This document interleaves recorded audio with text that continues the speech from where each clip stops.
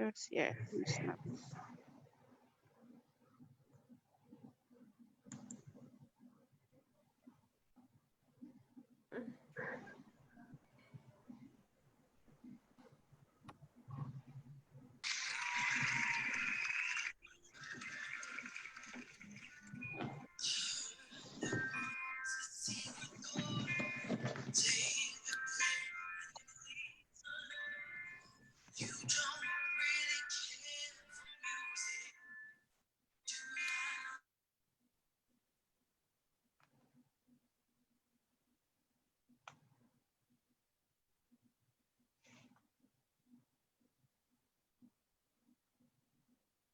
Let's not do status. Abigail, is there any challenge?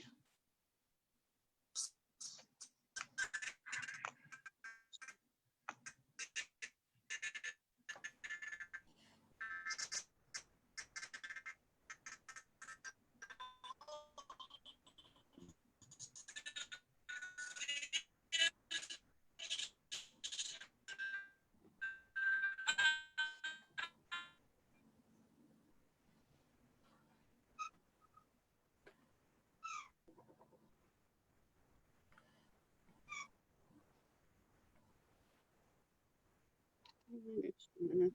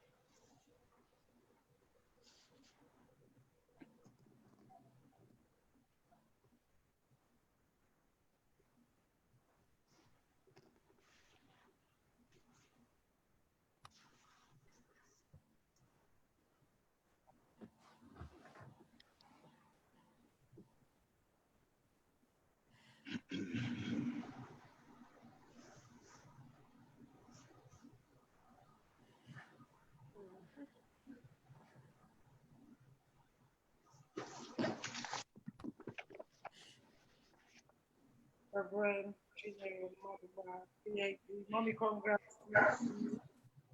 Thank you. And then my own ambassador, who's been blessing me every day for the past 50, almost 50 something days on a daily basis. Ambassador Don Odunse, God bless you, sir. You're such a blessing. And my UK attorney, that looking at her face, I want to to the UK, who is here with us. God bless you, ma'am. God bless you. And Regina Samba, I guess mom invited you. You're welcome. Thank you for coming. May we just say a word of prayer. Father, Lord, we thank you. We Thank you, worship and Jesus. adore you. We exalt you. We glorify your name. You are faithful. There is none like you, none besides you, Thank you, none to be Jesus. compared with you. You are life. You are the giver of life. You are Jehovah El Shaddai, Jehovah Elohim, Jehovah El Olam, Jehovah Sekelo, the lily of the rose of Sharon, the rock Thank of Gibraltar, changeable changer, the mighty man in battle. We just lift our hands, oh Lord, to worship you this evening and just shout hallelujah for your goodness, your awesomeness in our lives. Thank you for today. Today, oh God, families shall be liberated. Today, oh God, husbands will realize who they are, wives will realize who they are. And Lord God Almighty, you speak to us in the language that we will understand. And Holy Spirit of the Amen. without you, we can do nothing. And we need you to just take over our lives in the name of Jesus Christ.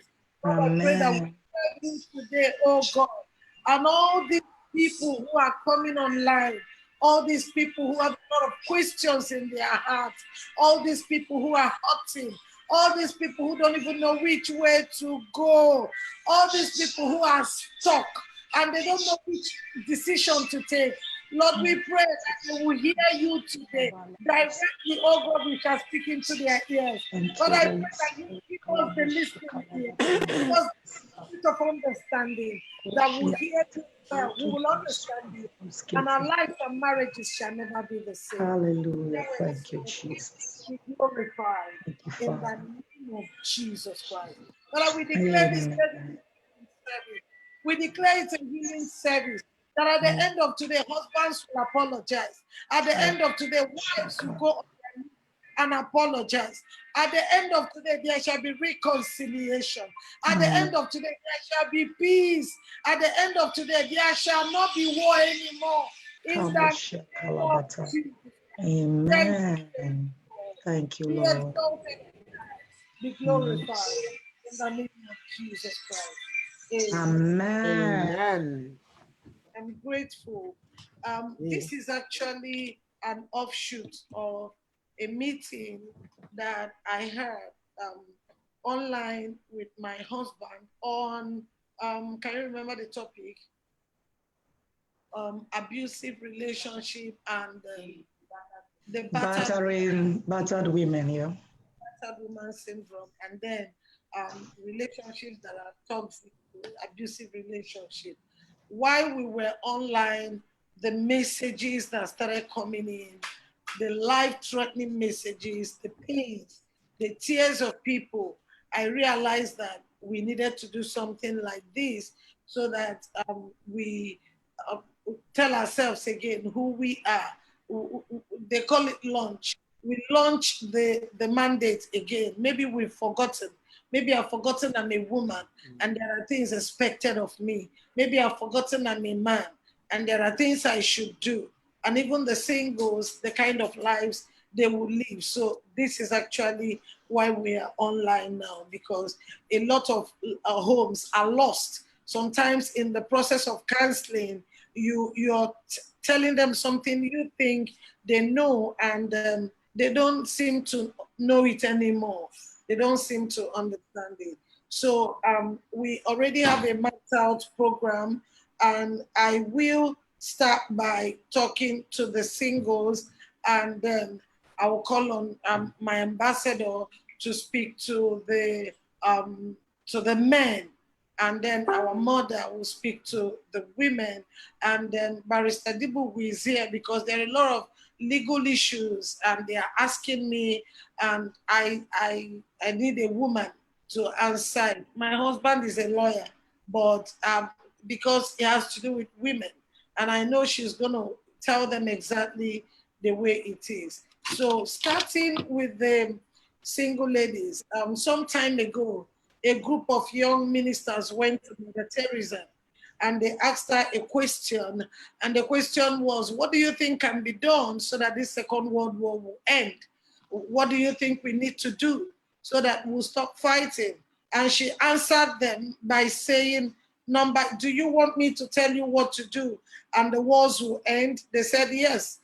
She said, number one, go back to your home and gather your family together and speak to them and call them out back to the house. Let them leave the war front. The people who are fighting the wars are children from homes. So if you talk to your children and I talk to my children and this other one talks to the children, everybody will stop fighting. And I remember some years back, that 3 years ago, I remember I was in Atlanta and my HM started calling me and asking me whether they should close down the school. I asked her why. She said, it's because of monkeypox. So I said, what is monkeypox? She said, oh, mommy, it's all over the news. So I went over to Facebook and I saw a clip, a video of women running to the school, grabbing their children and running back to the home. I saw some pictures of women and I saw some of the homes that they took them to. I tell you the truth, most of the schools were well protected with a lot of security gadgets to protect the child more than the homes they were taking the children to. And again, we are all on lockdown because of coronavirus. And everybody, we are mandated, stay back in the home. So it means that the home is not the building, the home is not the structure, but the love in the air, the commensurity, the love we share, the togetherness. Because if the families could begin to run back to the home, even though they know there are no protection, no security, but this is where life is. This is where protection is. So that speaks volume about the home. And I know that a lot of things that happen to us starting from the home. For the singles out there, the prayer of every single is to get married. That won't tell you that. If she's from Genesis to Revelation, I have never seen a single lady whose prayer request is, God, I want to get married. I never saw one. I didn't see a lady whose prayer request was, when am I getting married? I want to get married. But I only saw ladies at the well and they got married. But today, once they're getting up to 20 years, 18, 22, their major challenge is, I'm 20, I'm not in a relationship. So they are thinking marriage without preparation. I know that Abraham Lincoln said, if you give me 5 hours to cut down a tree, I will spend 4.5 sharpening my knife, so that the remaining half, once I lift up the knife on the tree will go down. And we are yet to read books written by single ladies while they are still waiting. So I know that a lot of singles are joining us online, because we start from the singles, then we go to the men, we go to the women, and then we take on the questions. When God created Adam, God made Adam from dust. And then God saw that it was not good for the man to be alone. So when Adam opened his eyes, who Adam saw first was God. That was who he saw first. Now God took a rib and made the woman. And when the woman opened her eyes, who the woman saw first was God. And so it means that all the singles who are joining us live, for you to make your home the way it should be, you have to encounter God first. The man God made. So who makes you is important. A lot of people, fashion made them. A lot of people, education made them. A lot of people, society made them. A lot of people, so many things made them. But the man God made. So single ladies and single men out there, the number one question is, who made you? Because if God makes you, then God will take you as a single lady to Adam. Remember that after Adam saw God, the next thing Adam saw were animals. And God said, give them a name. And any name you give them, that is what they will answer. And I didn't see God come into the picture and change any name that Adam gave. And so God made Adam and carved out a beautiful environment. That's why till today you can't find a place called Eden. Eden is an environment. Eden is the presence of God. God put the man he made in his presence. Now God took his time and molded the woman, packaged in her a lot of things that he didn't put in Adam. Put in her 2 powerful SMA gold on her chest that she doesn't even need artificial milk to breastfeed her child. Anything a woman needs, God, put them in her and took the woman by hand. Single ladies, God took Eve by hand and went to meet Adam. God took her by hand. I want to believe that when the devil came and asked the woman, did God say? He knew what he was saying. Because God cannot take the woman by hand and not talk to her. God cannot take her by hand and not whisper. I believe he said something like, I'm going to take you to a man. He doesn't even know you're coming. But let's see what he will do by the time he will see you. I'm going to take you to a man. Do me a favor. Don't stand before him and talk anytime he's talking. Look back. And Eve must have looked back, and God said, this is Shiloh. Anytime you have any problem, don't challenge him, come to Shiloh. If you come there, you will always meet me.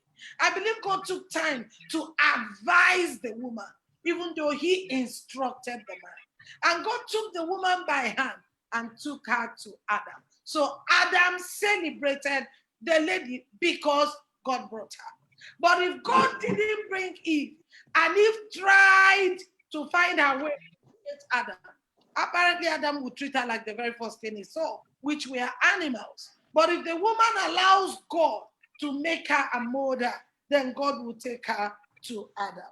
So single ladies and single men out there, who made you, who formed you, because whoever that forms you directs you. Whoever that made you will control you. And if God is the one, then allow him to lead you. Allow him to control you. You know, you allow yourselves and you open up and you're disvirgin early and then you get pregnant. But let me let you know that even in your pregnancy, the man doesn't get pregnant as well. His education continues. He doesn't stop going to school. You are the one that will drop out. You are the one recently, a young lady of 22 drowned her 1-year, 6-year-old child because she said it's because of this. Drowned her in a bucket of water. And the young man who got her pregnant went his way.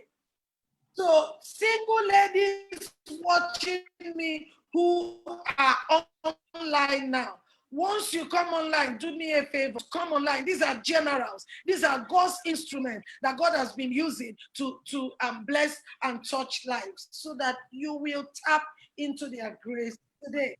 So you get pregnant and you drop out.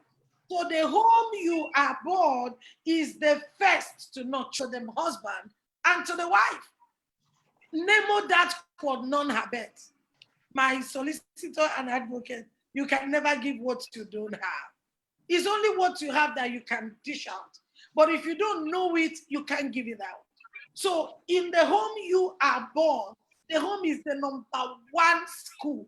Everything begins from the home. Then you get to a point that you nurture yourself. If you study Genesis 24, you would see that before Eliezer went to search for a wife for Isaac, Abraham prayed for him.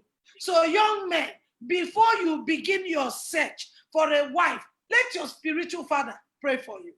After your spiritual father must have prayed for you, let your biological parents pray for you.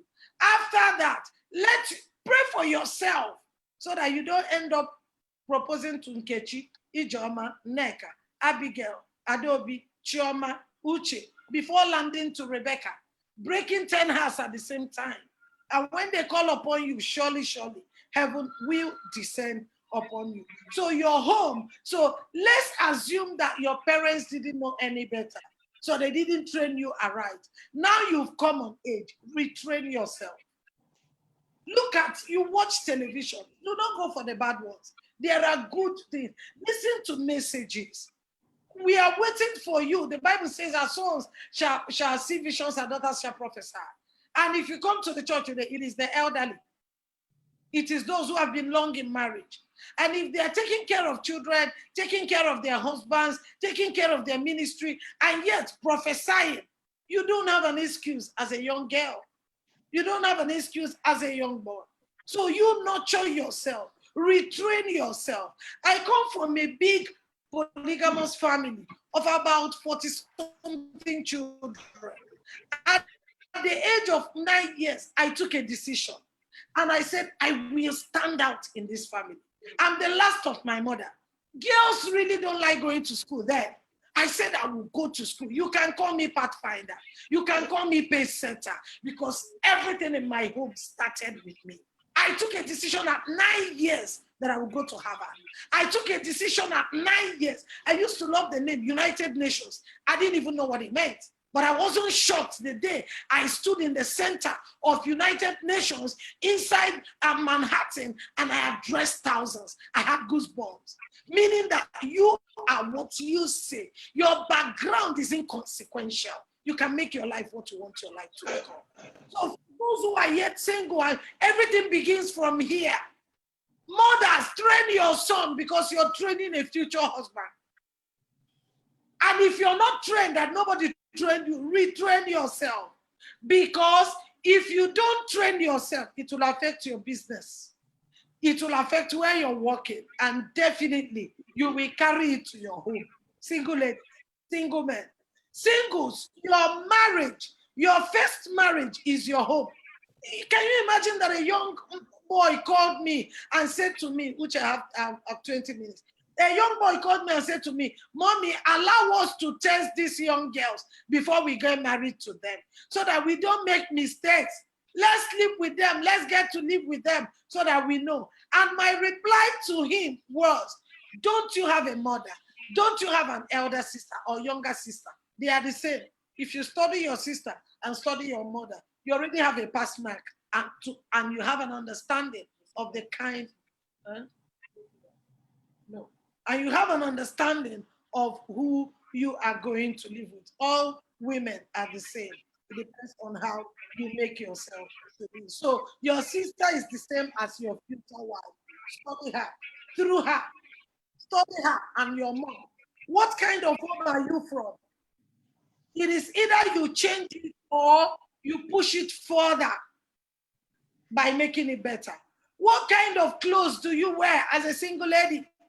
The Bible says every year, Hannah will make a robe for Samuel, showing him how to dress in fact.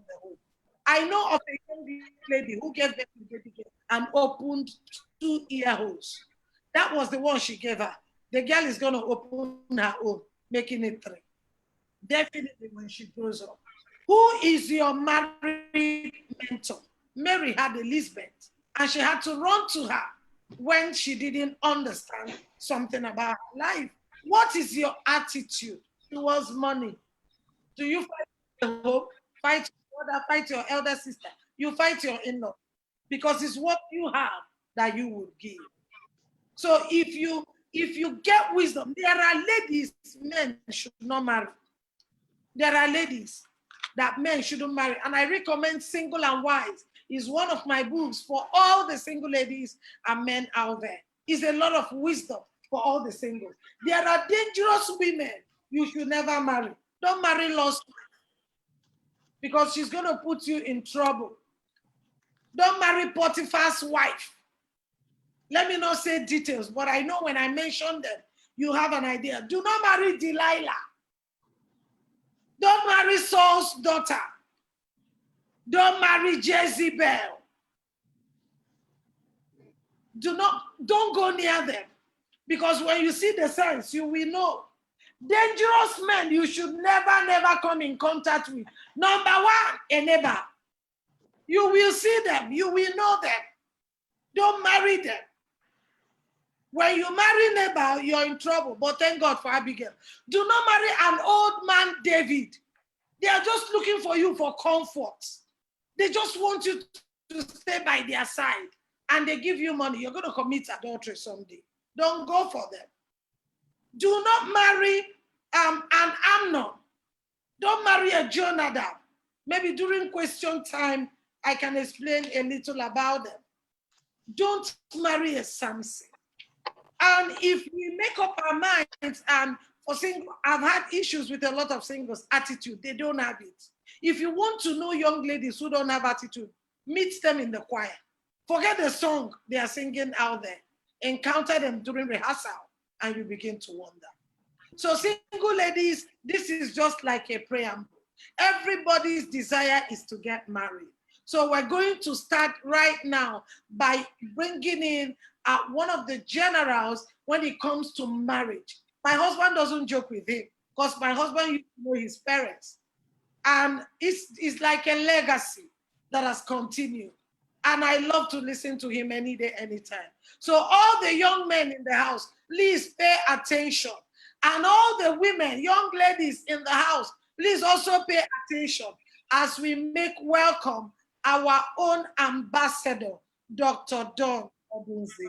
You're welcome, sir. God bless you, sir. Thank you very much. I didn't feel like you should stop with that.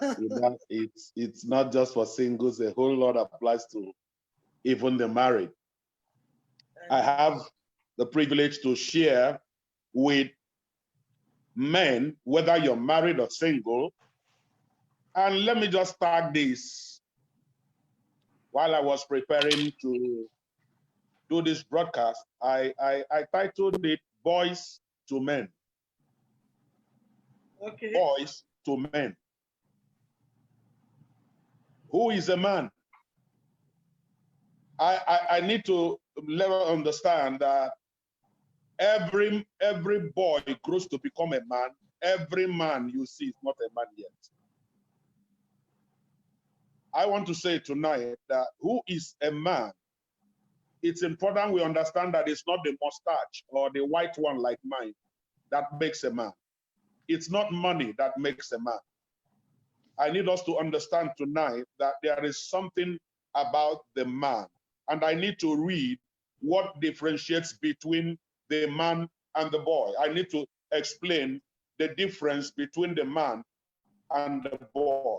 I need us to understand that a boy is looking forward to becoming a man. And every man that is already there should have left being a boy. And there's a difference between the boy and the man. It's very important tonight for everyone who is looking at me that you graduated, it does not make you a man. That you're a pastor does not make you a man. No, that you are employing people does not make you a man. I need you to understand. Winston Churchill said something. He said, there is nothing noble being superior to a fellow man. What is noble is being superior to yourself, being superior to your former self. And I need to explain tonight that the difference between boys and men lies in the scriptures. And I'm going to show you that. It's important that we understand that God made room for us to grow from being a boy to being a man. There was a research by Jennifer Bosson and Joseph Vandelio, both are psychological professors at the University of South Florida. And they said two things about a man's masculinity. Masculinity of a man, that is a man being a man. There are two things about it. One, it is elusive. Elusive means it must be earned. You don't come and show yourself. You earn it and you show that you're a man. And number two, it is tenuous. Tenuous means it must continually be proven. It must continually be proven. And so it's important tonight that we understand that you don't just rise and say, I'm a man. You must earn it. It must be shown. And so now let's look at 1 Corinthians chapter 13, verse 11. I need to share the difference between boys and men. The difference between boys and men. 1 Corinthians chapter 13, verse 11. And Paul said, when I was a child, I spake as a child. That's one. I understood as a child. That's two. I thought as a child. That's three. But when I became a man, I put away childish things. Hey, I put away childish things. It is a great error for a man to remain a boy. Oh, never make the mistake of marrying a boy in the garment of a man. That is one error we have today in a lot of families. We discover that these men, you call them fathers, but they are boys. It's an error to have a father that is a boy. It's an error to have a man that you are looking at and he's a boy. And so tonight I need someone to understand that there's a difference. There is something that separates men from the boys. And let me center on this thing within this 10 minutes that I have. Let me center on it. Now, what are these 4 differences? Let me explain. 4 differences. One is how they speak. Okay. How they speak, how a man speaks is different from how a boy speaks. Number 2, Okay. how he perceives things. How he perceives things is different from how a boy perceives things. Number 3, how a man thinks is different from how a boy thinks. And number 4, how a man acts is different from how a boy acts. This 4 things, we understand that. Let me rush through this. May God deliver us from boys in the house of assembly. May God Amen. deliver us from boys Amen. along the corridors of power. Amen. God deliver us from boys on the Amen. pulpit. May God deliver us Amen. from people, from boys who are in the house as fathers, as husbands, even as grandfathers. It's not about the age. It's about a shift in thinking, in speech, in action. And now let me take Amen. let me take it one after the other. I want to believe God that in less than 7 minutes I should be through with it. Talking about speech, boys speak without reasoning and regulation. Boys speak without reasoning. They speak before they reason. Men reason before they speak. And that is to say, before a man speaks, he calculates,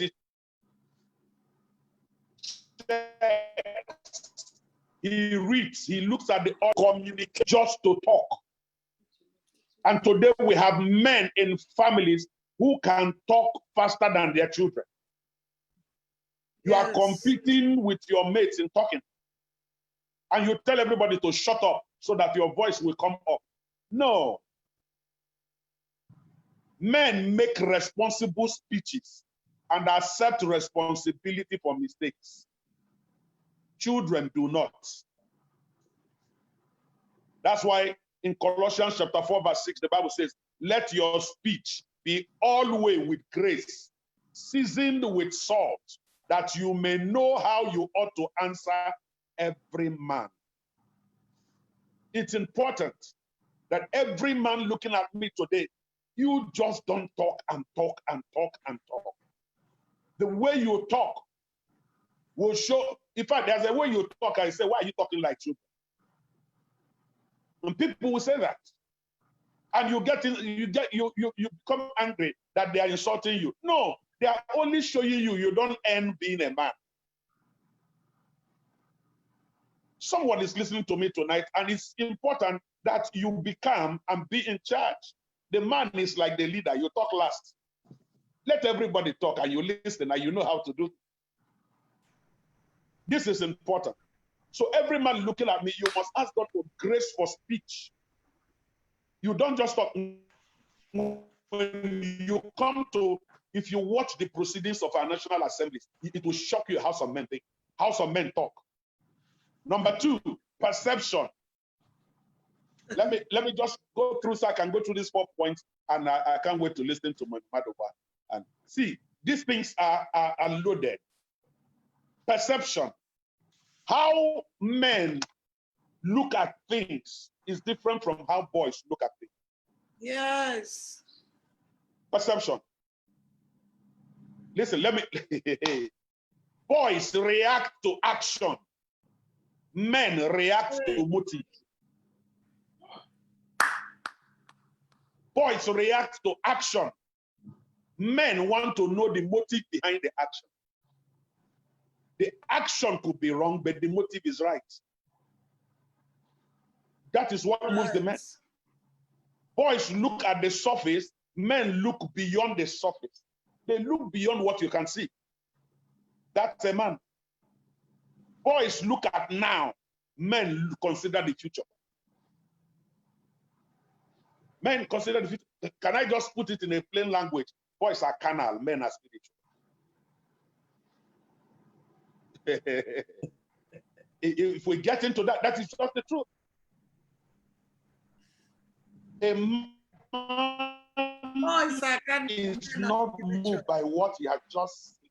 It is important he begins to consider the thing that is happening beyond the eyes can see. That is who a man is. So you don't just react because you saw this. You don't just react because this was spoken now. You need to sit down, digest it, and take thought before you get into your actions. I get to number 3, thoughts. The difference between boys and men also is in how they think. Boys are controlled by what they see. Men control what they look at. Yes. Men decide, they take a decision on what to look at. Boys look at everything. And that thing, whatever they see, is controlling them. Men make a choice on what to look at. That is the truth. You can decide to see everything bad about my wife. I refuse to see them. I choose to look at that good side of her. That's where I start. Who does not have a backyard? Every good house has a frontage that is beautiful and the backyard where the dustbin is parked. You have a choice what to look at.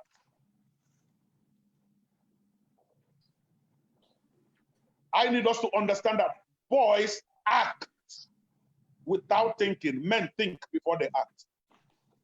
Boys worry and complain. Yes. Men think. Boys worry and complain. Men think. They are looking for a way to address the matter. They are not being pushed around by the matter. Men, boys are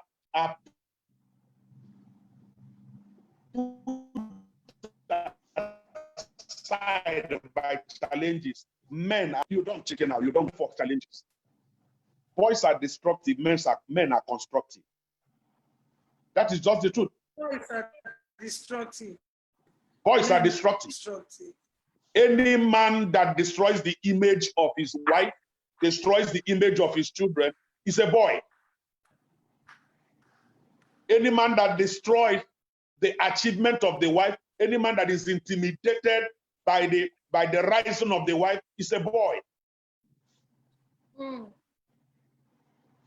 So let's not just think of when you begin to break glass cup. Men have, when you break the heart of your wife, it is more valuable than glass cup.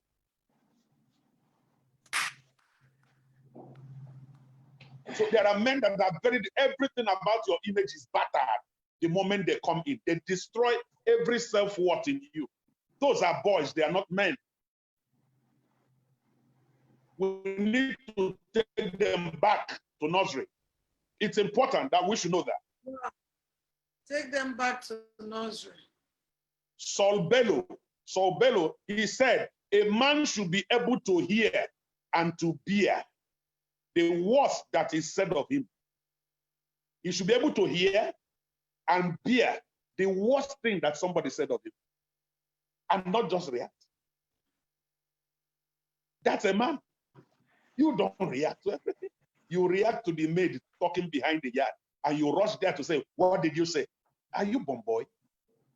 You don't react to everything. There are some you ignore. There are some you make humor out of it and laugh. There are some you give it a serious attention. There are some you just keep quiet and pretend you didn't hear. That's a man. Now, let's get to the last one, action. Action. Boys act to impress. Men act to express. You want to impress your mother. You want to impress your friends that you're in charge in your house. You are a boy. You want to impress the congregation outside that you are controlling your family. Who do you? No. When men act, they show who they are. They show their stuff. When a man goes and decorates his wife, it's an expression of what he thinks about his wife. And when the woman stands there, every woman standing out there celebrated is an expression of who the man is. Yes, Just that there sir. are too many godly women that are covering the shame of their husband. And the man is somewhere claiming, that's my wife. When you didn't contribute anything to it, you are bomboy.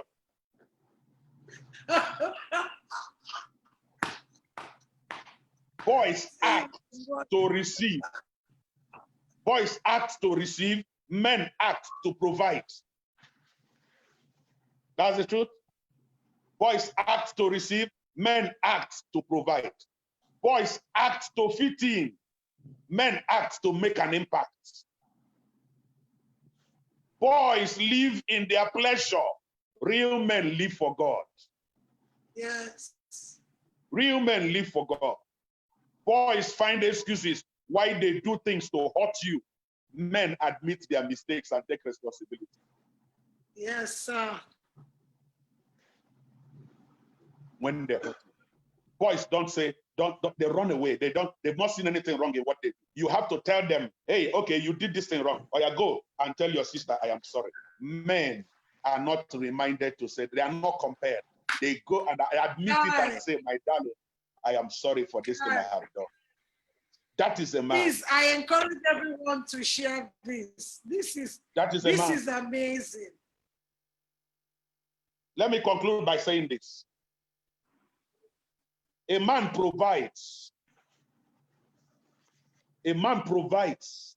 A man builds up. A man leads.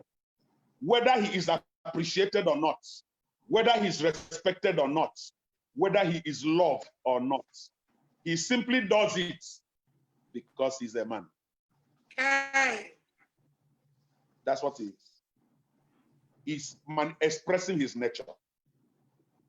Finally, let me close on this note and wait to listen from others. Every champion has a coach. Yes, sir. It takes a tutor to transform a child to a man. People go through the university.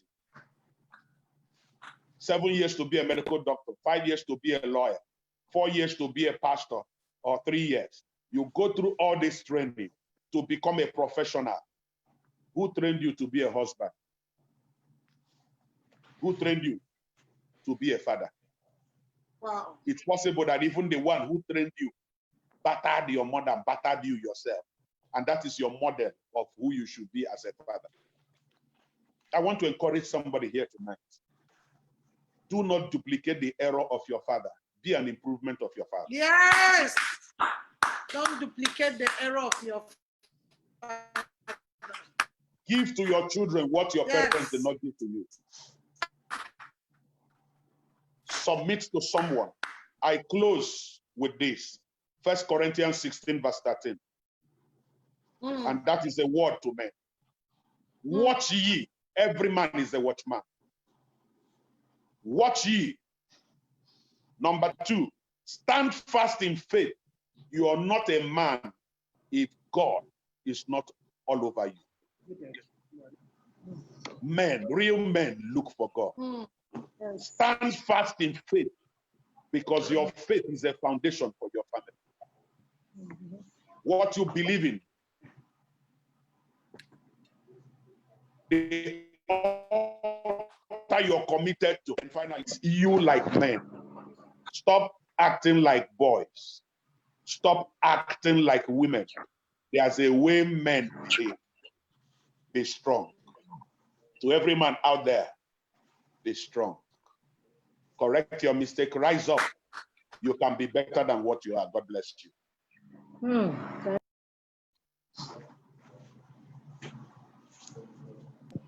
Wow.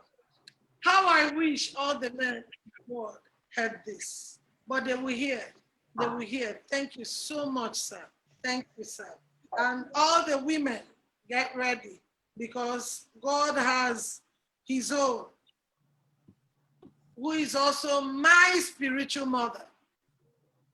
You know, Dr. Don Odunze said something that hit me, and all I could remember was last week when Mommy sent me a voice. She didn't know my prayer. She didn't know what I asked God for that morning. I just told God, I want you to speak to me. And all I saw was, baby girl, I would love you to listen to this. I am impressed in my spirit that I should send it to you. My husband was there.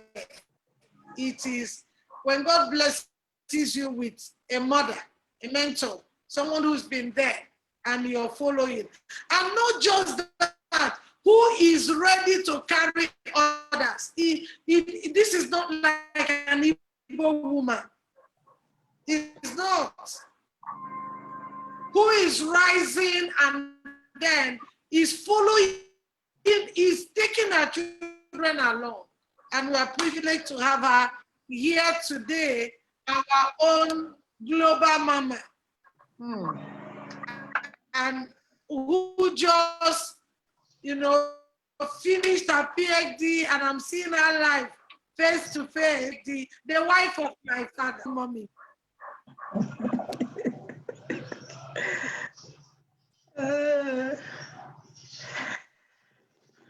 Hallelujah, hallelujah. Amen. Well, this network, you better just behave yourself. I know. Well, I want to thank you so much. My baby, I call her baby girl. She's my baby.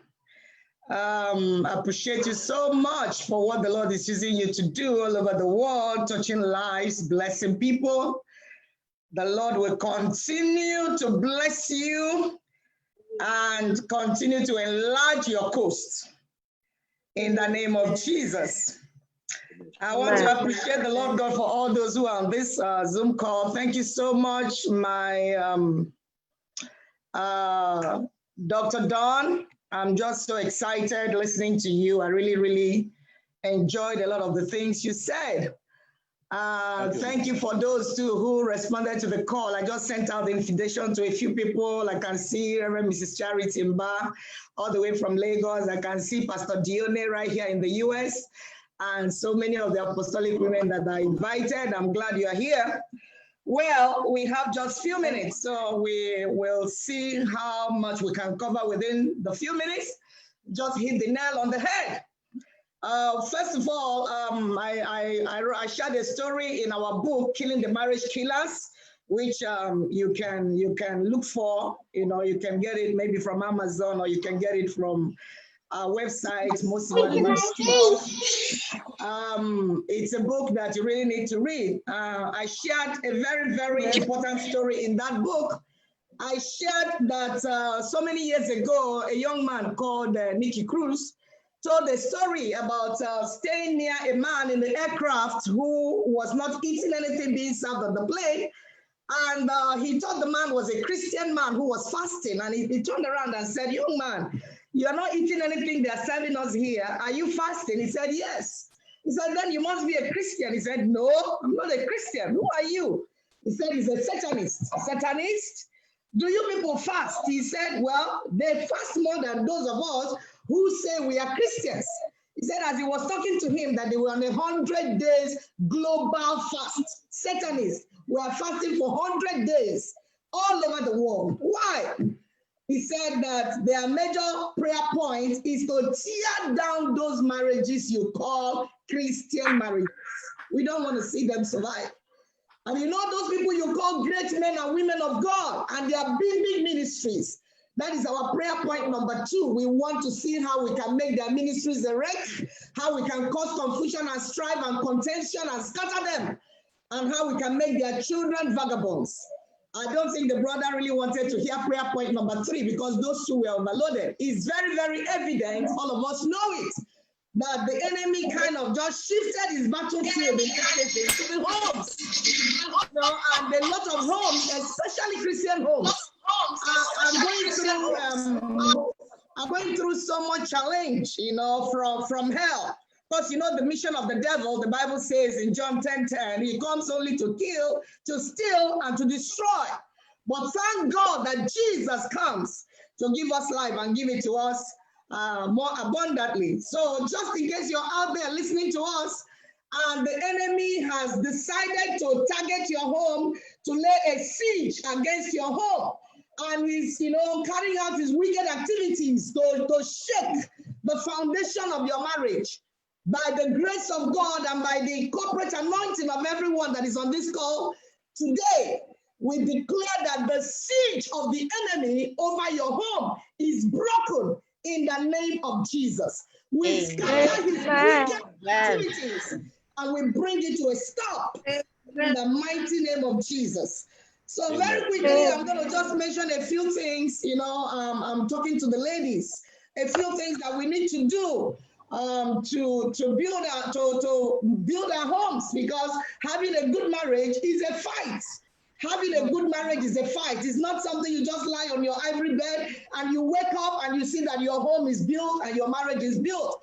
I am one of those who believe that having a good marriage is part of our spiritual warfare, and it's a fight, and you need to make up your mind that my marriage is going to succeed. My marriage will prosper. Devil, even if you are, having a field day in other people's homes, not my home, you cannot come close to my home.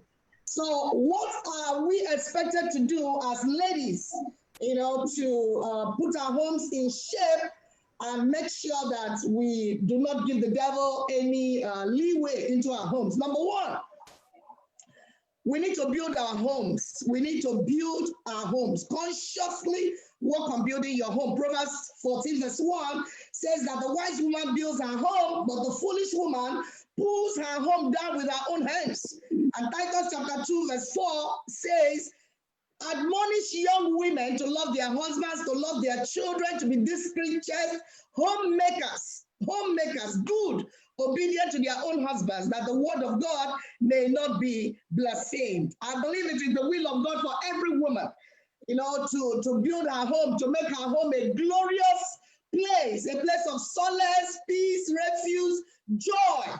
It's a foolish woman that turns her home consciously, turns her home, into a battlefield, a place where there's so much chaos and contention and strife and bitterness and all kinds of things. And I believe that the stability of every home, to a great extent, has a lot to do with the woman of the home. It has a lot to do with us, because God has privileged us to be pillars in our homes. The Bible says in Psalm 144 verse 12 that your daughters may be like pillars fashioned after the similitude of a palace. I believe that every man is the foundation of his home, and that role is very important, because if the foundation is destroyed, what can the righteous do? So your role as a man, being the foundation of your home is very, very important. But then after the foundation, you need the pillars to hold the house in place. And the woman is the pillar in the home. We are supposed to keep our home in place. And a pillar is not made with chocolate and cheese. A pillar is built in a way that it is firm. Is a firm upright support for a prominent structure. And it's made with concrete and sand and cement. It's meant to be strong. So every woman, God built us in a way that we are strong to be able to carry our homes. We are the climate controllers in the home. We are the people that, kind of control the atmosphere that operates in our home. So, your spiritual state, your emotional state, everything about you has a lot to do with how your home comes out. So I want to encourage every woman out there. You are not just a thermometer that checks the temperature in your home. You are a thermostat that regulates the temperature that operates in your home. And if you are conscious of that spiritually, it will help you. You will be able to know how to put your home in place, because every man out there is crying out for a peaceful home. If there's anything any man needs, is a home that is peaceful, a home where he can come back to, and have peace have joy. So if a woman is there and all you do is to make your home a law court, you want to win arguments, and even if you lose the piece of your home, it's not your business, but you just want to win argument and turn your home into a battle square. Such a woman is not wise. We have a lot that we can do to make homecoming a pleasure for our husbands and to make our homes, a mini heaven here on earth, because that is actually God's plan for homes, Christian homes. It's supposed to be a mini heaven here on earth. So build your home. Number two, you need to realize your position as a help, findeth a wife, finds a good thing, and obtains favor from the Lord. The Lord originally created us as helpers. And I used to tell women that there are some women that are helpers and there are some that are vipers. All they do is to bite their husbands from one side to another, and they just, consciously make life unbearable for their husbands. But the Bible talks about the virtuous woman in Proverbs 31, verse 12, that she does her husband good and not evil all the days of her life. She does her husband good and not evil. So, there's so much that God has put inside of us as women that we could use to boost our husbands. We can be their encourager, we can be their cheerleader, we can be their best fan, we can boost their morale, we can encourage them on every side. There's so much God has put inside of you. In fact, a power of multiplication that God has put inside women is so much that a man can release into a woman a tiny little seed called sperm. And the woman, with her anointing for multiplication, and growth, she knows, God has put in her what it takes to grow that little tiny seed from just a little sperm coming into her system, and she's able to give back to the man a bouncing baby boy, a bouncing baby girl. Sometimes we dash them 2 or 3. It's the power of multiplication that women carry. So you have what it takes to multiply every good thing that God has put inside your husband. So instead of working at stifling the little strength or potentials inside of him, boost whatever the good thing that you see. Just like Dr. Don said, there is no perfect husband or perfect wife anywhere. Your husband has his weaknesses, yes, but he also has his strengths. As you pump into him encouragement, boost his morale on his good points, then he's going to be able to work on the areas where he's having difficulty. Because there are so many things that compliments can do that criticism cannot do. So if you are the one that is just busy criticizing your husband every day, all you see is what he does not do, you're not helping him at all. You are stifling the greatness, the goodness, the good things that are inside of him. It doesn't help him at all. Number 3, you need to work on remaining attractive to your husband. It's very important because every man wants an attractive, beautiful, and lovely wife, who dresses to please him. So, and we used to hear people say, people address you the way you dress.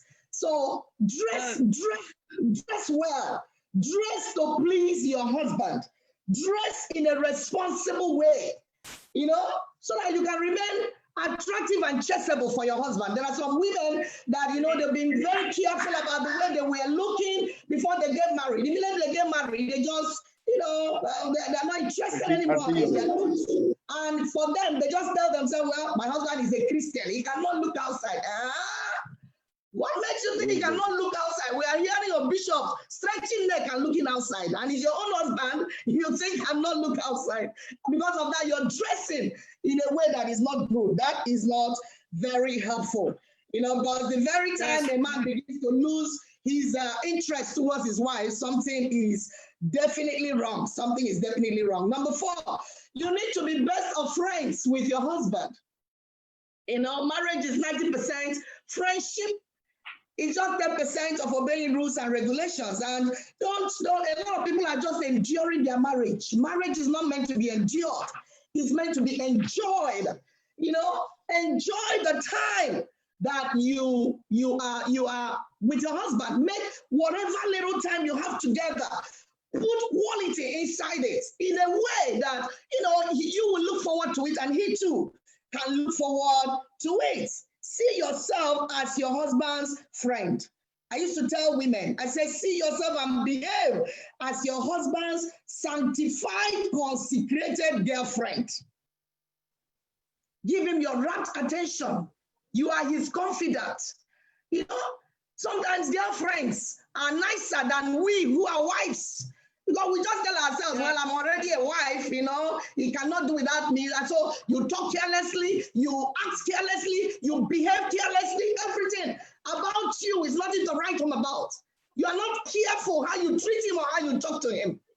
You know, but so a girlfriend knows that she can be replaced, so they are careful the way they act and the way they talk. Proverbs chapter 5, verse 3, it says that the mouth of a strange woman drips like honey from the honeycomb. Her words are smoother than butter. That's where the strange woman is better than some of us who are wives. Because while the mouth of a strange woman is dripping like honey from the honeycomb, we that are wives, our mouth is so full of mental abuse. You know, we may not have physical strength, but we just open our mouth and we talk carelessly and we forget that there is power in words. Yes, there are some men that don't have any control over their emotions. You know, they just like to beat their wives. By the way, any man that beats his wife, the Bible looks at you as a madman. Because the Bible says no man ever yet beats his own flesh. You know, but you promote your flesh, you take care of it. So when you are beating your wife is your flesh. So it's like you are beating yourself. And heaven will be looking at you as somebody that needs psychiatric attention. So just in case you are there, and every little thing you raise your hand against your wife, may the Lord deliver you today in the mighty name of Jesus. Amen. Amen. We wives, a lot of the domestic violence that result in homes are caused by wives. And I want to advise wives, you know, bridle your tongue. Don't just open your mouth carelessly and talk. You know, abuse your husband the way it comes from your mouth. And you need to understand that you are the only approved, consecrated girlfriend that is responsible for meeting your husband's sexual needs honorably and righteously. And I want you to be enthusiastic in carrying out this assignment. Get involved, you know, when you are having your good time with him on the bed, don't lie like a log of wood. Get involved. Let him know what you need, you know, that can make the fellowship time exciting and interesting. You know, do it. Don't just be anointed out there, and then when you come to the bedroom, you'll be behaving like you don't know what it means to take care of your husband. You know, receive some anointing also to do good assignments on the bed, and make sure you take good care of your husband, because it's very, very important. It's very important. Number 5, is it number 5 or number 6? Well, you need to keep yourself and your home, keep it spiritually and physically clean. That is so important. Because a lot of us women, we put in all kinds of junk into our system. You know, so much. We sit down in front of TV, watch a lot of all these Nigerian movies and Hollywood movies and all that. You pump into your system a lot of junk that do not help you spiritually. And then physically also, you know, the home is dirty, your body is unkept. You know, imagine a woman doing all the work we do throughout the day, and in the night, you don't take a bath. You take the same dirty body to the bed. And when the man is moved and wants to touch his wife, and he turns around and something oozes out from there, and he will say, oh, sorry, I made a mistake. I didn't mean to touch you, you know? And then after 6 months or 3 months, you begin to complain.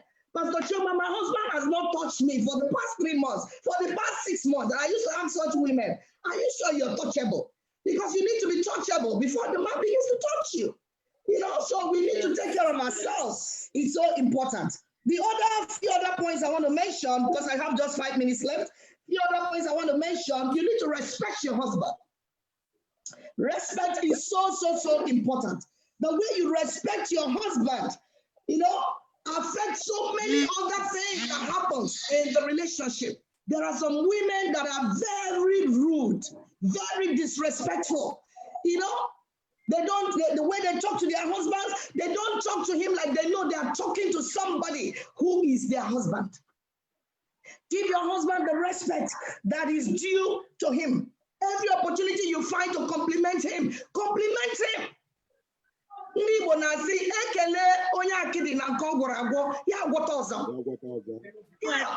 So whatever little thing, I think there's some men that are making effort. They are making effort, to be there for their wives, to do, things that they know they ought to do. Whatever little thing he's able to do, appreciate him, compliment him for the one he's doing. And it's not a sin if you compliment your husband, if you say nice things to each other, especially in the Christian fold. I don't know what makes us think, that it's like you're not very spiritual, when you begin to compliment your husband or you say nice things to each other. No. Because God himself, who is our Father, go to the book of Songs of Solomon. It's all loaded with compliments. We don't have time. But, since you're watching out there, let me just give you the scriptures. You can look at it later on. Song of Solomon chapter 7, verse 1 to 9. Song of Solomon chapter 5, verse 10 to 16. You look at it at your own time. They are all, compliments. God is just trying to tell us how much he loves couples complimenting each other. Then you need to learn to submit to your husband. This word submission has been overflowed. And sometimes it's like, it causes a lot of problems because it's not well understood. Submission does not mean that you don't have a say in the marriage. Submission means that you can let your husband know your views, your opinion about whatever, he wants you to do. But at the end of the day, allow him to take the final decision. And even if you think the decision he's taking does not make sense, then go back, go on your knees. Like our sister said, go to Shiloh, take the matter to the Lord and say, Lord, look at what my husband wants to do. I know that this is not going to go well, but you don't have to challenge his authority like some women do. No, you cannot do that. No, over my dead body, you cannot do that. You have no right to challenge your husband in that way. And then sometimes too, some women, because they are floating in their walk with God, that's actually where a lot of the problems come from. They don't have any solid walk with the Lord. So they are busy nosing about, trying to, find out things in the flesh that they ought to find out in the spirit. So as a woman, you want your marriage to succeed. See your marriage as part of your spiritual warfare exercise. Pray for your husband on a daily basis. Pray for your children. Pray for your home. Have a good time in your prayer life. Have a good time studying the word of God.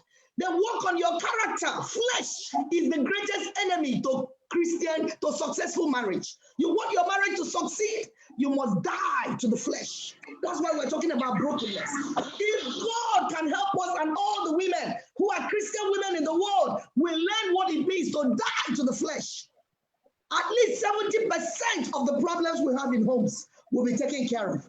Because when you work on your character, then you are able to model righteousness. You are able to, a lot of the warfare you have will already be taken care of.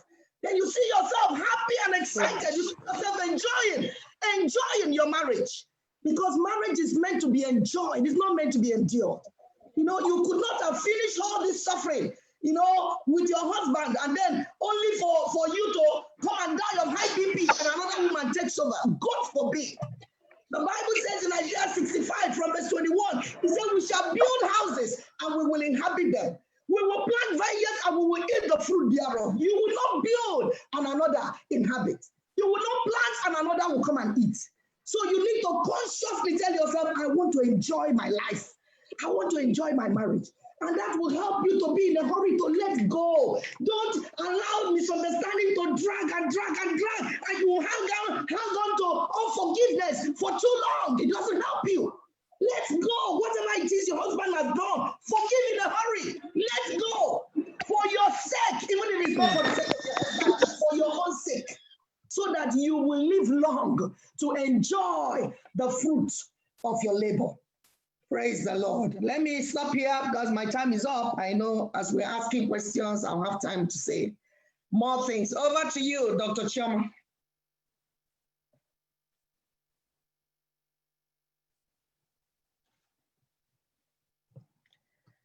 Are you there, Chioma?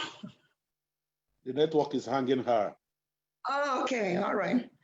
If the network is not hanging me, do I continue then? Continue, Mama, until she comes in.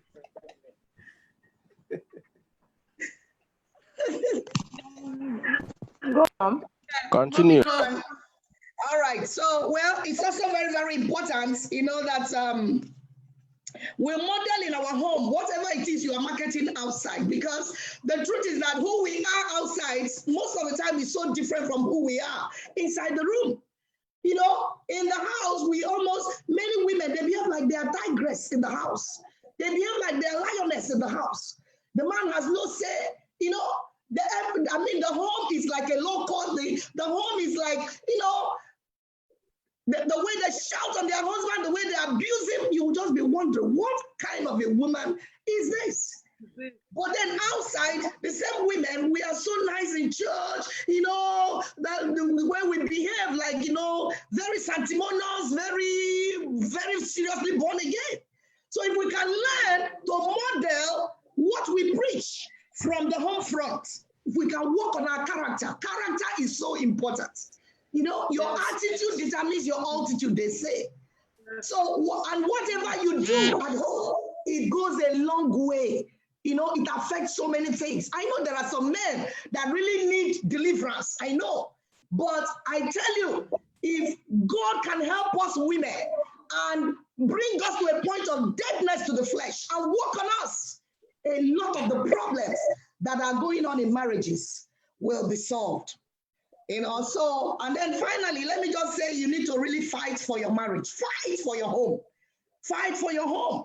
I didn't have much time, let me also mention this, maybe before I talk about fighting for your home, the need to make your marriage romantic and the need to put life into your bedroom, because that is another area where we have a lot of problems in the home. Let there be romance. Let the romance in your marriage be alive.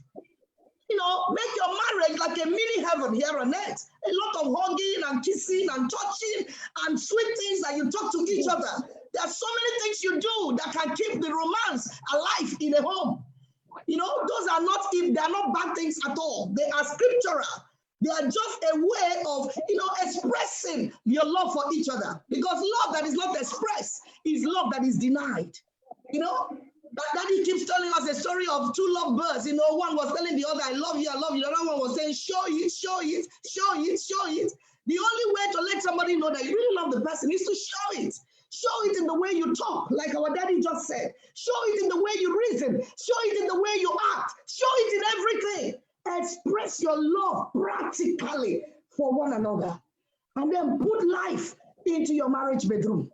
That book, Killing the Marriage Killers, one whole chapter is talking about the fellowship of lovemaking. Those who know me talk about, hear me talk about sex, they know that I call it fellowship, so it can sound very spiritual and very good, so I'm not going to call it sex again, I'll call it fellowship. So the fellowship that takes place, in the bedroom with husband and wife, you need to put life into it.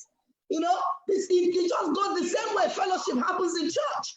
You don't just come and then, the guest speaker is ready to speak. No, you need to take your time and prepare the grounds for the guest speaker to be ushered in, Take your time and then go through the opening prayer, the testimonies and, the special numbers, and there could even be exchange of gifts, That is what a woman calls foreplay, play that takes place before the main thing.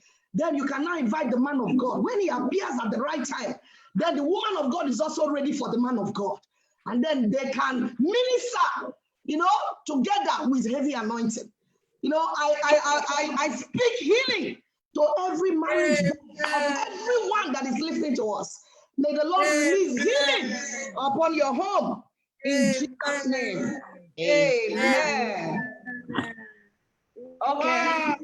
Network is on. Choma, over to you. This is, I don't even know what to say anymore. If you are still online, please help us share. You would be saving the marriage. You'll be saving lives. Can you imagine? What did you hear Dr. Don Oduze say? What did you hear Global Mama say? I mean, if all the men would hear and all the women would hear, there wouldn't be any problem. So we have a lot of questions already, but we have an attorney in the house. So we would like to hear her speak to us then before we take the questions. So let's make welcome Barrister Mrs. Dibugu, all the way from UK. Praise the Lord. Hallelujah. It's so wonderful being here today. And I just have 10 minutes. And I'm simply going to run down the legal contracts, the marriage itself. Because we've been talking about marriages, and then we really need to know how do they happen and how do they happen legally. And then whether a relationship has become legal, that you can actually define it as a marriage. And first and foremost, a marriage, we have three types of marriages in Nigeria, and we're talking about Nigeria here. And that is the statutory marriage, the customary marriage, and the Islamic law marriage. And these three are recognized in Nigeria. So whichever one you find yourself in or you've conducted properly is recognized in Nigeria. So let's start with the statutory marriage.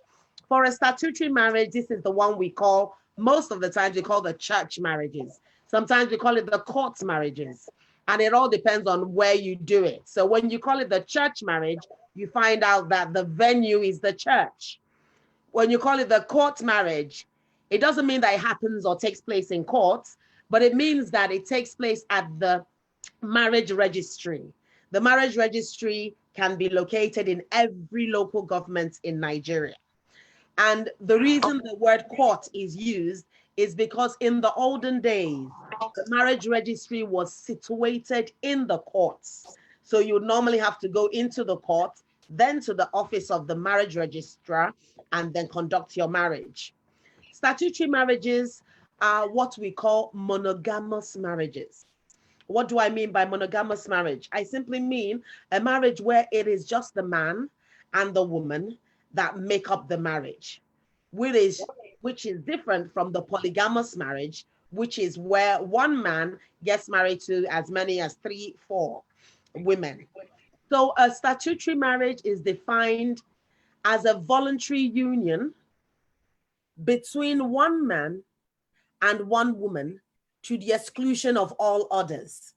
And there are critical, or will I say vital words. I've said a voluntary union, and I've said of one man and one woman.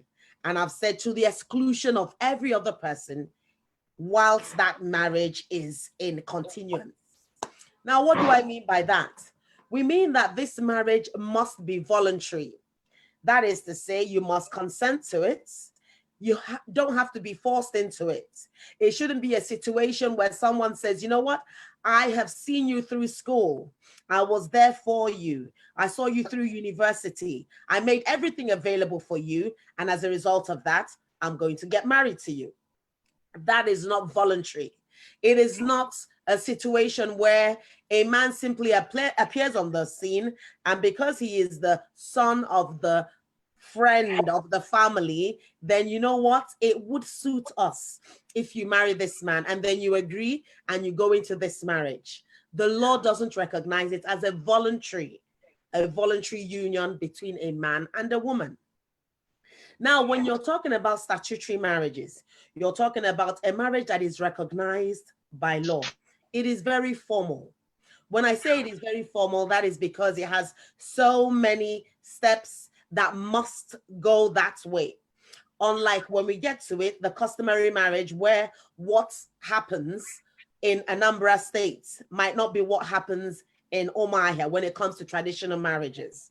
What happens in Ungwa, the Ungwa bride price list might be very different from what happens in Uguta.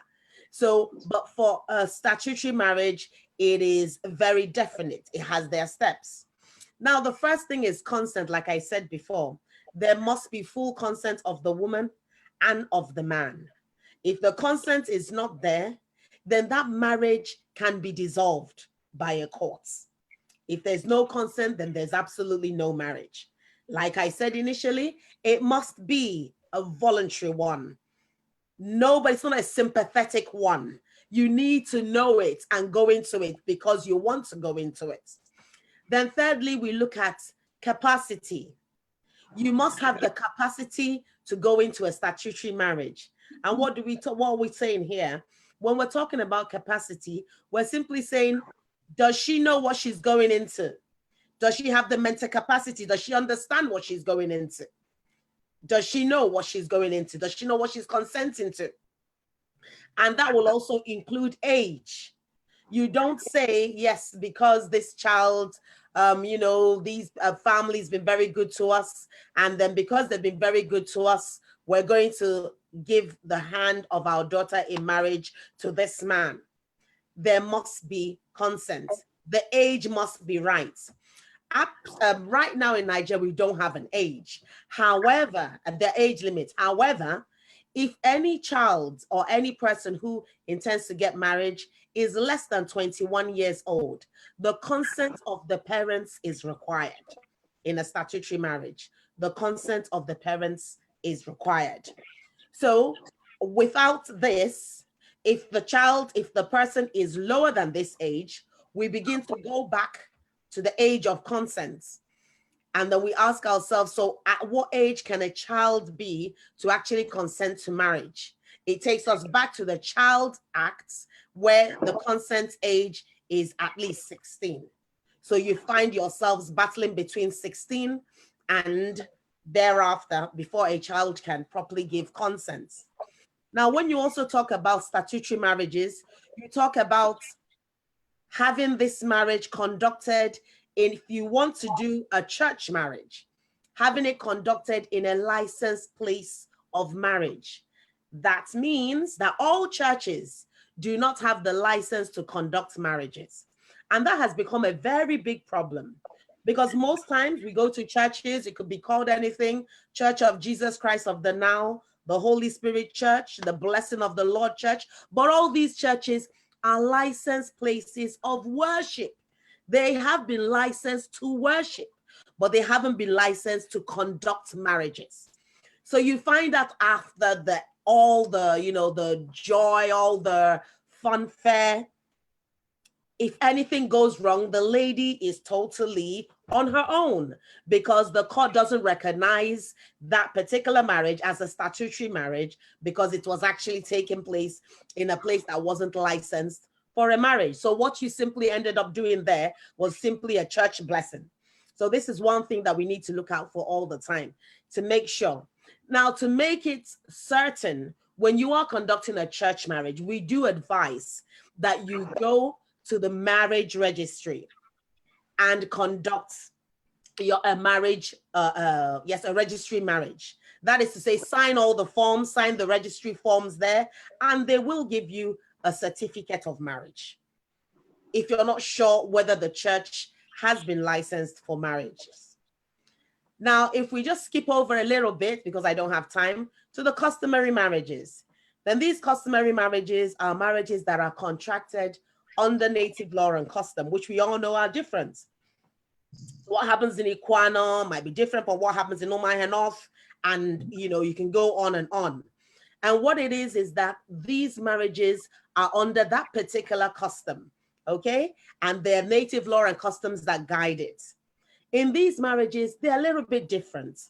They're different in the sense that once you conduct a customary marriage, which is also called the traditional marriage, you are conducting a marriage or you're going into a marriage that is potentially polygamous. What do I mean by that? That means that you're at a risk to have yet another woman come into the marriage because it is not a marriage for one man and one woman. It is a customary marriage, which makes it polygamous in nature. And because it is polygamous in nature, it doesn't give you an exclusive right of possession to your husband. So it could be diany, all right? So you have to get another second and a third and a fourth, and you can't complain. Because if you do not seal your traditional marriage with a statutory marriage, then you would have no exclusive right or possession to your husbands. And that's why most women after the traditional marriage, they want to prod their husbands and say, why don't we go for a traditional, why don't we go for a white marriage, a white wedding? Let's go to the registry. And you find them worrying themselves. Okay. However, like I said before, a customary marriage and a statutory marriage remains a marriage in the eyes of the law, but they have their different incidents. Okay? In a statutory marriage, you find out that the issue, the issue of divorce comes in, the woman has a security. The woman also has possession to what they have jointly worked for, property or assets. She can ask for an alimony, that is money paid to a woman. She can ask for instrumental payments, but in the customary marriages, it's not recognized. Okay, you come and you go just as you came. However, in the Yoruba areas, we have, when during a divorce, what is given back to the woman is calculated. Sometimes they'll say, if you've lived with your husband for 5 years, then we can give you back 50,000. If you've lived for 7 years, if you have 2 children, it all depends, okay? But in Igbo land, for customary marriages, there is no security. So I think I have done my 10 minutes, and I'm sorry, that's the much we can take. Probably I'll answer further as we take our other questions. Mr. Chama. Oh, this is amazing. Actually have Okay, it does appear. We have a lot of questions. Okay. And someone just asked, we didn't do statutory marriage. And whenever I ask my husband, he would say, no problem, nothing will go wrong. Does it mean I'm not legally married? And does it mean I should start buying properties in my name? Did you get the question? Yes, I did. Yes, I did. All right. So there has been a traditional marriage and there hasn't been a statutory marriage. And then she's wondering, the husband isn't perturbed. He doesn't mind about it. However, she now wants to know what her situation is. Like I said, the man might not have a problem. And honestly speaking, he probably doesn't have a problem. But that's not the issue. The issue is what happens after. The incidents, what happens? What is the security that this traditional marriage gives you? Now, first of all, for this traditional marriage, it depends on where you're from. If you're from places like Onhofia, then you are tied with the traditional marriage. You are tied with the ikunne thing.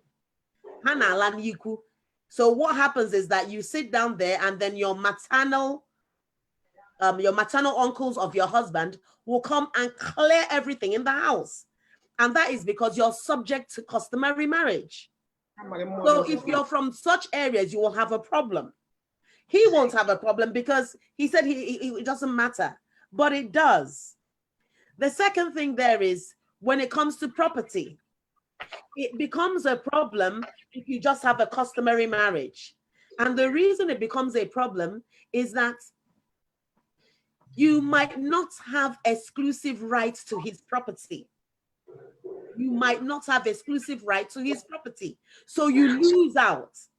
So the best thing, and to be frank with you, and this is my take, the third arm of her question is, do I start buying property in my name? The Married Women's Act has it that women are allowed to own property. I don't see it as a sin. And then Pastor Choma, correct me, Mommy, correct me. You can buy property in your name. Why not?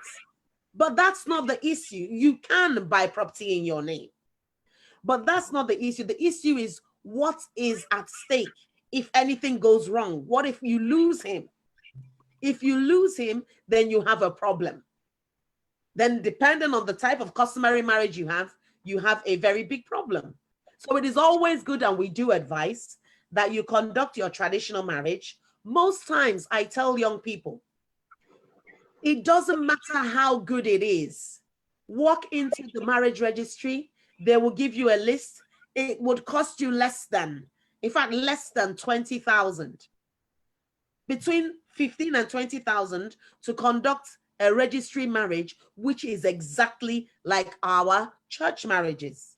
So sometimes some people keep waiting until they're able to use a Rolls Royce to take their wife to church, until the caterers come all the way from Lagos, until the dress is all bought in Italy and all that. No, just go there, do it quietly. And then when you want to do the fun fair, you can do it anytime. I hope that answers the question. Can I come in here, please? Yes, sir. Can I say something? Yes, sir. I want to bring in the spiritual dimension to marriage here. Because as a matter of fact, being married as a normal person is not the same as being married as a believer. If we also come to look at it, the spiritual aspect of the customary marriage, take for instance, where you tell they want the wife to bring the husband, and then you see a man standing with a cup of wine to pour libation. It is not just ceremonial, it is spiritual. These are reasons why we say the church, anyone who is a believer, has got to be very focused about the things that happen in your marriage from beginning to the end. I also want to say that the church has not helped marriages in some of the things that we do in contracting marriage or weddings. A church that is certified, is registered, will be giving you the same certificate that you're going to get from the registry, because they are now acting as the agent to the government. And instead of doing all this, you can do that thing in the church office. The difference between the registry and the church is that the altar is involved. And when you come to talk about marriage and you begin to consider what is going to happen if it does not work, then that marriage is already collapsing from conception. We don't get married as believers to separate. Yet something can happen that can make them go on break. We don't tell people to come in believing that if it doesn't work out so time, when a couple begins to buy things in their name, somebody buy, something is wrong. It's a sign of sickness that needs to be taken care of. Somebody can buy, I can tell my wife, buy a property. I can tell my wife, buy a property in your name. It's by mutual consent. And I said, okay, I'm aware of it. You don't do that behind me. You do that, we agree, because we understand. And any responsible man, this thing comes when men become irresponsible and are not caretaker of the future, the destiny of their families. And then we begin to think of how to handle these men. Even the one buying property in his or her own name can die before the other person. And I believe that the church has a role to educate the people. It's not even about buying property, it's about trust. It's about trust. We can agree. Any responsible man, I have my spiritual father, the wife came in with properties that she owned, she got before she got married. And when she got married, she brought the papers of the properties to the husband. The husband said, no, you married a responsible man. Keep your property. It's yours. I can take care of you and your properties. That's what a man is. So I want to believe that we don't begin marriage from the beginning and we are thinking of if it doesn't work. Then why are you getting married? We have to bring in the mindset of God. We have to begin to think as believers. We need to bring God into the matter from day one. And if we can keep our focus, I believe we have a better direction. Can I add something there? The Bible says that they were both naked and they were not ashamed. Now, yes, as spiritual people, we're getting into a marriage union and we made up our minds that it's gonna work. but one party is not transparent. And either the lady or the man, one of them is not transparent. One of them feels, you know, things are going to, like one of the questions I have here, the lady said that when they got married newly, that the husband, I mean, like loved her so much, and she didn't think of divorce as an option. But it got to a point, she realized that his mom and the elder sister, they control him. And so she is not safe in the marriage anymore. And anytime he wants to do anything, he would consult his mother. And his mother would tell him, don't get your wife involved. So the woman understood that, yes, he's a boy. The woman understood that whatever they are doing, the man is doing with his mom. And all of a sudden, God blessed the woman and she became a very wealthy woman. And so everything she gets with her name.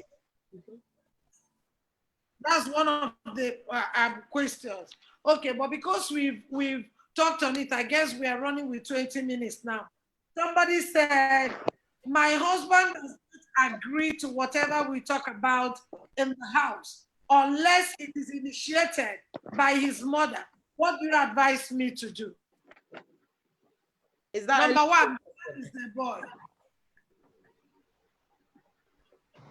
You see, there are families. It's not only hospital. The church is a clinic.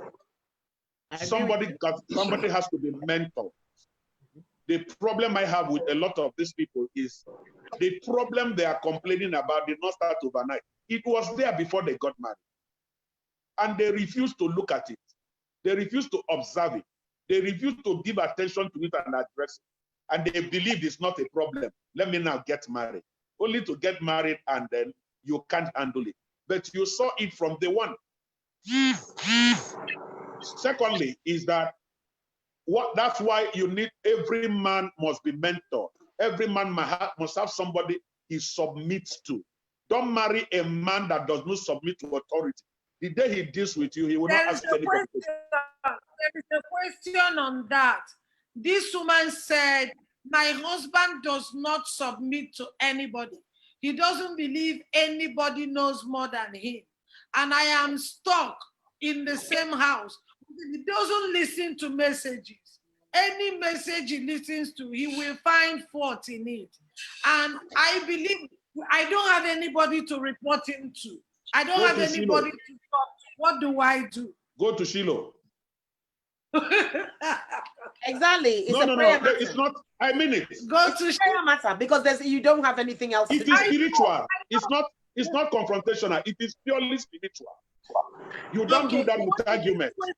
You're dealing with the spirits. Good. You're dealing Mommy, with the this spirit. question is addressed to you. My husband refused to allow me to work. I am a graduate. I virtually beg him practically for everything.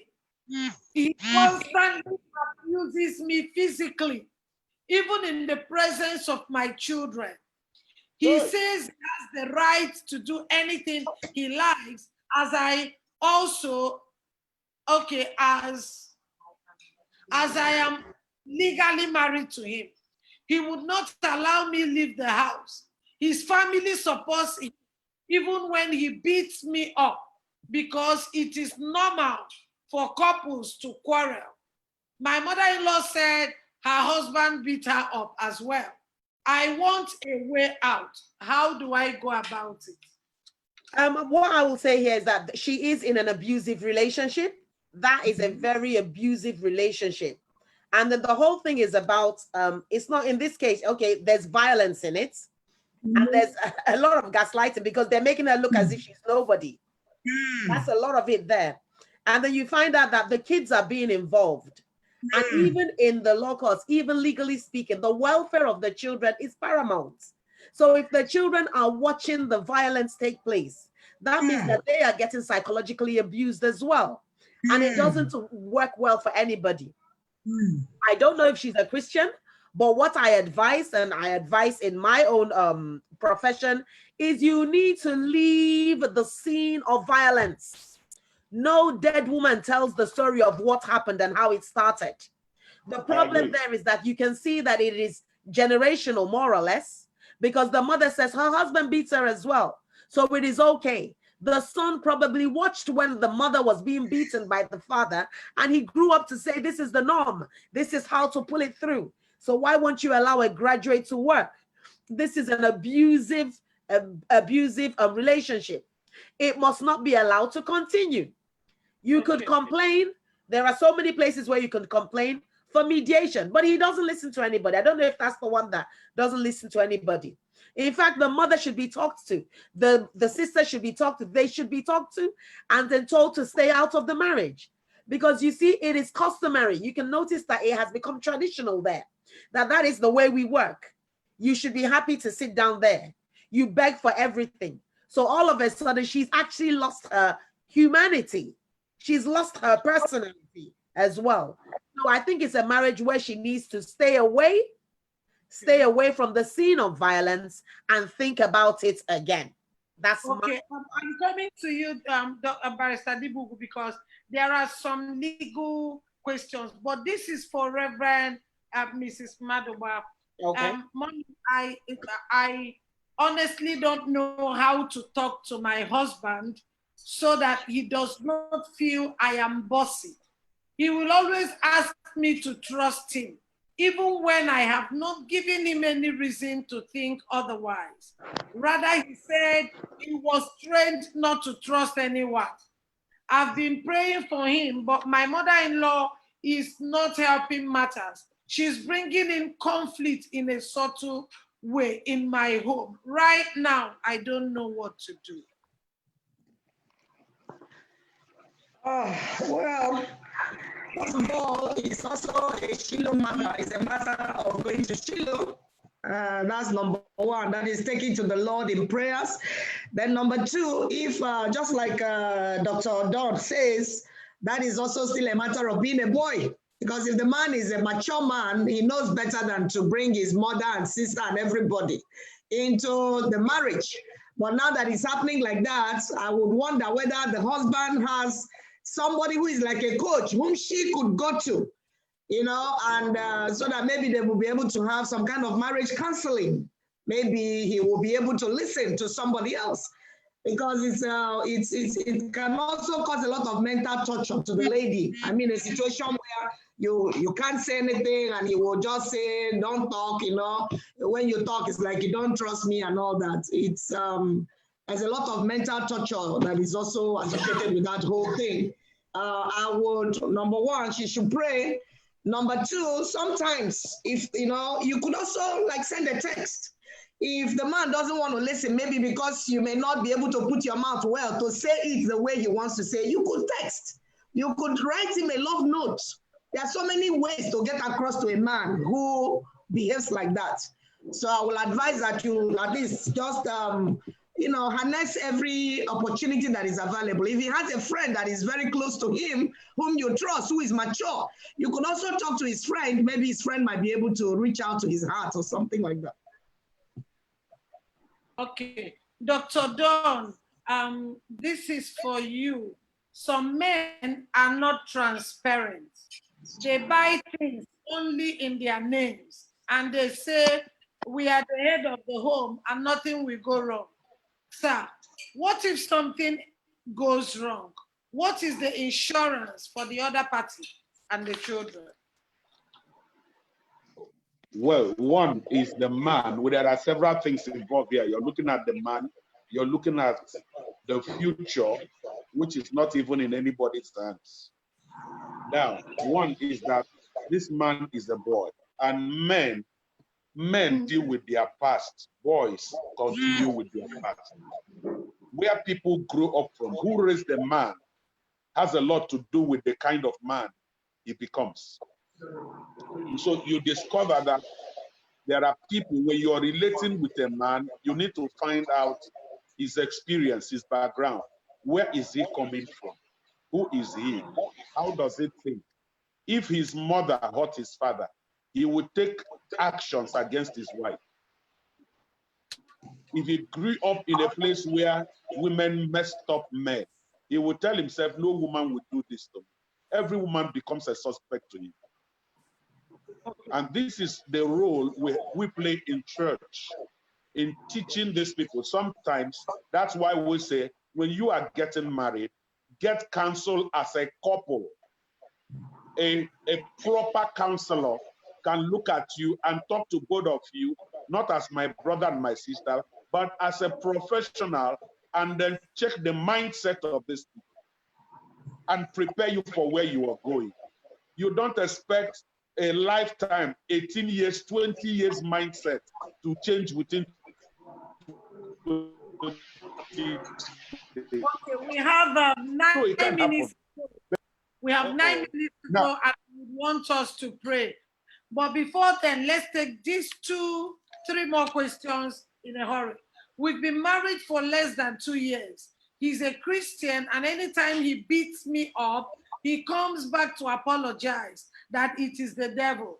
I spoke with his family, and they said I should keep praying, and he keeps beating me. What do I do? Now, let's look at it from the spiritual way. I want Dibugu to also make a comment. For me, she should leave that house. Exactly. For now. For now. Yes. So that demon can let the man beat himself. Let the man beat himself a little bit. And that's 1. 2, he should be made to write an undertaking. You can bring in the force into it. That man needs to be checked. Number 3, it is also spiritual, because while we are doing this thing, we cannot rule out the fact that every man is under the control of a spirit. Okay, let's take this question before I ask Dr. Dibu, Barrister Dibu. Before we got married, my husband made a lot of promises to me. He said he would get a job for me. We've been married for 5 years with 3 children. I paid the bill, including the children's school fees. I even got him a job, but he turned it down. I am the one carrying the family. What should I do? What do I do? I want a divorce. Is that my question? Okay. Is it my question? Yeah, Dibu. Okay. What I would say is, you see, when people come and ask me that they want a divorce, I want to ask you why. Why do you want a divorce? Why do you want a divorce? I haven't heard any violence. I haven't heard any abuse. Yes, it's very strenuous. It's very stressful. You're doing everything all by yourself. You're carrying the load all by yourself. But is that why you need a divorce? Because is that going to make it easier? When you get a divorce, are you going to get the rents back? When you get a divorce, are you also going to get the school fees back? Because you need to check it. And then you need to look at the children. Because I believe in the wholesome of children. And then where there's no violence, I always do tell people, unless you really, really need this divorce, you know what? Stick in there. Sorry, ma. I might have something contrary. Okay. I do support divorce, like I wouldn't encourage a couple. But when a couple is, okay, look at this question, even though it doesn't have to do with what I want to say. Why do men feel like mini gods, Dr. Don? Why do men feel like mini gods? They prefer to be worshipped than honored and respected. Why do they feel like they are gods? If you have a man like that, a man is the direct image of God. So he has to be like God. That is the truth. But the thing is that a whole lot of people are egocentric. That is not about being God. Men are not generally like that. But there are people who come from a very arrogant background and it gets into their head. There are people whose money has made them arrogant. There are people money, okay. They are just full of themselves. It's all a function of where someone is coming from. Mommy, what do you have to say to a woman whose husband sleeps from morning till night? He wakes to eat and he goes to bed.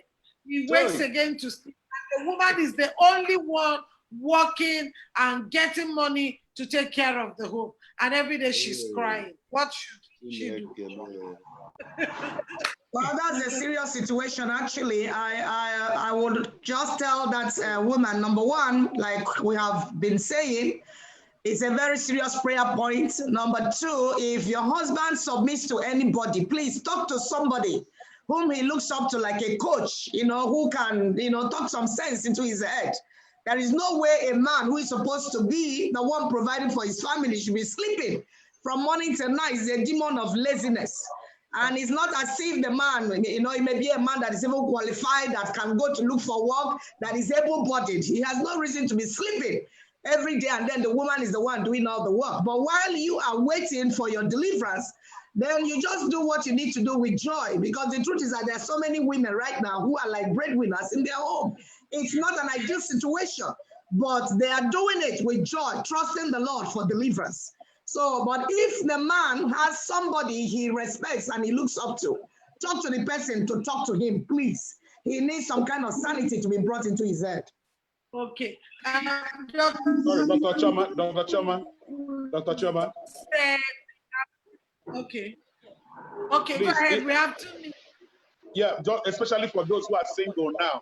Don't be desperate to pay your bills before wedding. You give the man money for traditional marriage. You give him money for reception. Anything he's doing, you give him. You will pay the bills the rest of the time.